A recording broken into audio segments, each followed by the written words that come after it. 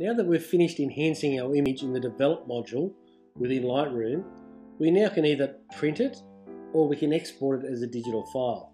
What we'll do now is have a look at exporting it as a digital file. Now to do this, we need to go to the Library module. And in the Library module, we need to go to the bottom left and where we have our Import button and our Export button. Remember, the import is when we bring images in. We're sending this out as a digital copy, so we're going to use the Export option. We simply click on that and it will open up this panel for us. Now what happens here is we can create the way that we want the images to be exported in a particular way. Now if you're doing it to an organisation all the time, say a camera club, you could set this up as a preset. And Lightroom has already given you some presets over the side here. If you were to send it for email all the time, you would just click on that. It would create a nice little package for you on all ready to go. All you need to do is highlight them and press the export button down the bottom and it would happen. Or you can create your own presets, and that's what we're going to do when we set this up. So straight away you have some options of where you want to export it. For email, for hard drive, or for a CD or DVD. Be aware the ones you choose here, for example, if you choose email, it's only going to export your images as JPEGs and you have no other choice. So we might do hard drive, and the beauty of this is they will be for export, but we can set all those dimensions as we go along. So the first thing we need to do is to set up our export location, where this file of images is going to go. And I always send mine straight to my desktop, that way I'd never have a problem in finding it. What you can then do is you can then put it into a subfolder, so have its own little folder it creates. So I'm just going to create one here. I'm going to call it Camera Club.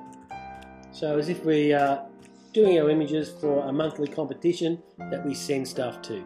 So Camera Club.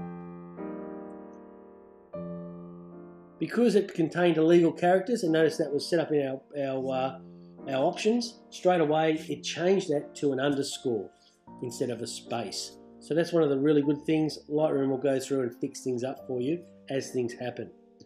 Existing files, ask what to do. I always have that there. That way it's always good that you know that if anything's going to happen to a file, at least you'll be given an option first. So we're going to set it to the desktop. It's going to go in its own folder and it's just going to be called Camera Club. So underneath that now, we look at how we're going to name our files. And what you can do is just leave it as they come out of Lightroom, how you've got them named. Or sometimes you can go through and customize your own name.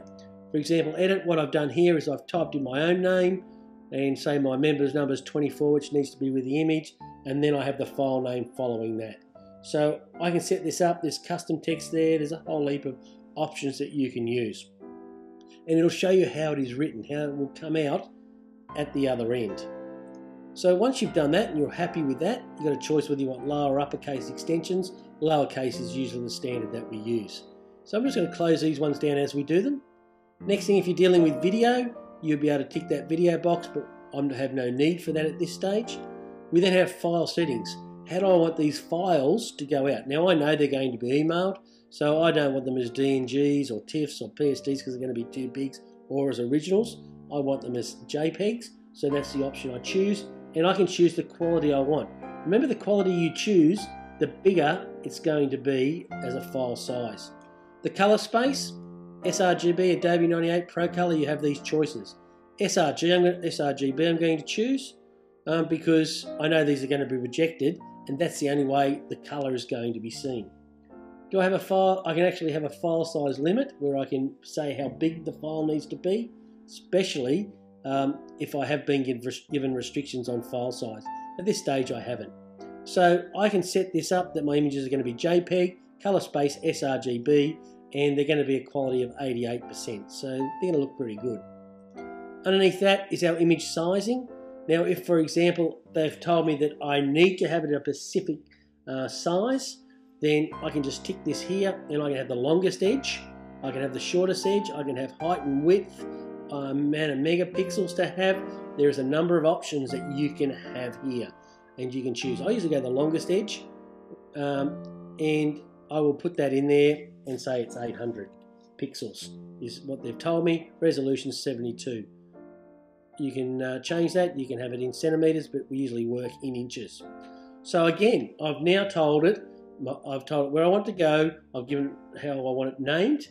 I've given it the type of file I want to use, and these things are starting to appear up in these little areas here. So they're quick references for me without having to open up all these drop downs. So I close that. Again, it's telling me that information up there. Output sharpening, yep, sure do.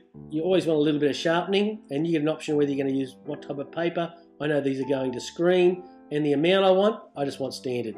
I'm happy with that. Again, that information is going to appear there for me. Metadata, I have a choice. I can have all my metadata given there, but if I want the location that I may have added, like I've geotagged with mapping, I can actually click that so the info on the location never goes out. Rightio, so that's an option you can have. But usually most of the times, copyright or copyright and contact info are the main ones that most people will have. Watermarking, if you do want to have a watermark on it, you can.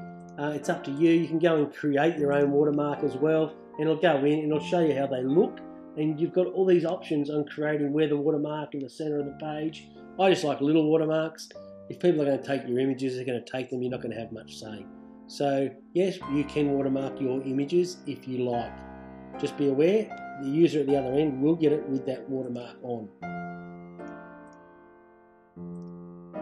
So I'm not going to watermark these because they're going to a competition. And then post-production.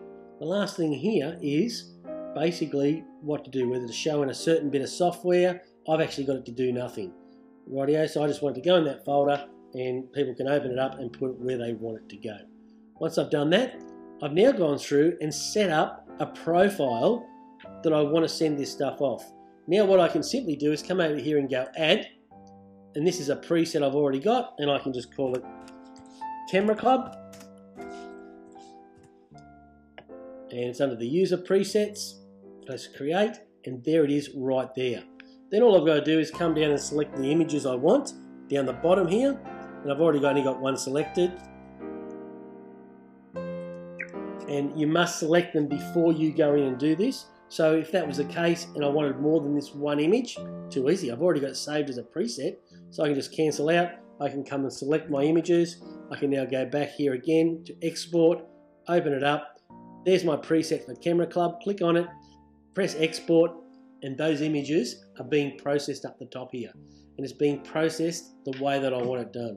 So the option is you can go through and create your create a preset for a specific use, emails to a particular client for a particular output needs you have, the way you want your digital copy to go, and it's that quick, just going in, highlighting, making it happen. Now if I go out and have a quick look at where these images are, you'll find them on my desktop. There it is, Camera Club. I open it up, there's those two images in there. They've been renamed the way I want them to. I simply click it up and open it, and I'm going to be able to preview these as JPEGs. So all I need to do now is email these off to where I want them to go. So outputting or exporting digital copies are very easy, especially if you create yourself presets for particular uses. You can just go in, select them, send them.